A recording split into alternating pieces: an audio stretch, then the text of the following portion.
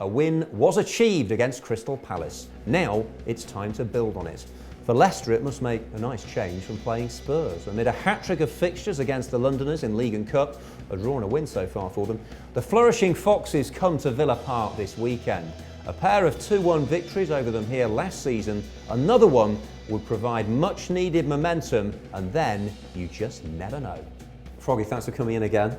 So important that Tuesday's triumph isn't an isolated event and Villa can embark on a run of results now. It's funny, I think that's what Remy will be telling his players right now. You know, we've got that first key victory. He's got, as a manager, got his first victory in the Premier League.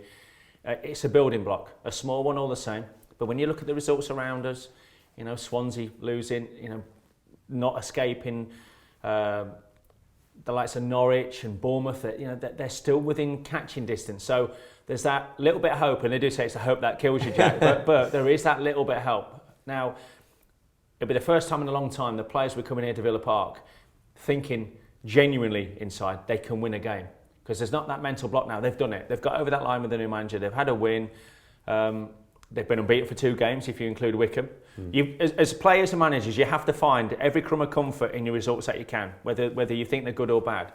And he'll be looking at the desire that the players showed, particularly in that second half, and the togetherness with the fans in the second half. And they'll be feeding off that and hoping that can generate its own atmosphere here at Villa Park and hopefully get a win against a very good Leicester team. It was a huge psychological barrier to overcome. Getting that first win in the league in 5 months, and who knows, we might have a second win in 5 days. And out of all the teams you look at, I wouldn't have picked the Palace game as one we would have won, Jack, because I've seen a lot of Palace this year, and they're 7th for a reason. They're a very good team. I don't think they particularly showed it against us, but I think it's more down to the fact that we didn't allow them to show it. I thought the way we set up, the way we played against them, I think we made them look average on the night. But even with a goal, with all the bad luck that's gone against our club this season, we deserved a scrap of luck. You know, and when that went over, you know, whilst you feel sorry for the goalkeeper, boy, did we need that goal. Can Leicester win the league? Oh, it's $1 million question, Jack.